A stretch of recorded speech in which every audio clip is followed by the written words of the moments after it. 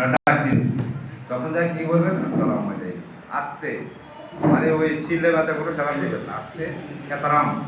মানে ইজ্জতের সঙ্গে বলবেন আসসালামু আলাইকুম, ঠিক আছে? তখন এরা ক্ষতি করে ওয়ালাইকুম সালাম অনেক বলেন না, আমি কোথায় তোর দেশ বলবেন আমি বাংলাদেশ, ঠিক আছে?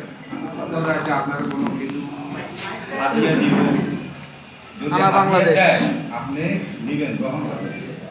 আবার নিষেধ করবেন না, কিন্তু এরা মাইন্ড করবে তবু বাঙালি গুলো মুখমাবি মানে কোনো জ্ঞান বলে কিছু নেই, আর যখন দিব কইব কি এরা দিয়া বলবো শুকরান শুকরান হাবিবি তো কইতো না, হাবিবি হলো বেড়া রাখো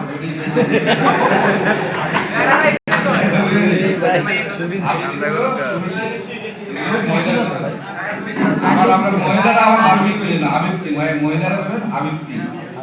আর পুরুষ হলো হাবিবি, বুঝছেন? ওই আর কলা কাটার বিষয় বলছি, দেখেন ওখানে ফিলিপাইনি আছে, ইন্দোনেশিয়া, সারা বিশ্বের মহিলারা আছে, দেখেন আমার বাংলাদেশের থেকে অনেক মহিলারা খাতামার বিষয়, খাতামা বুঝেন তো কর্মচারী বাসার কাজ করে আর অনেক সবজিরা দেখা যাবে এত দিতেছে না, অনেক দুঃখ সহিত এরা পয়সা চলে, আমরা চোখে দেখি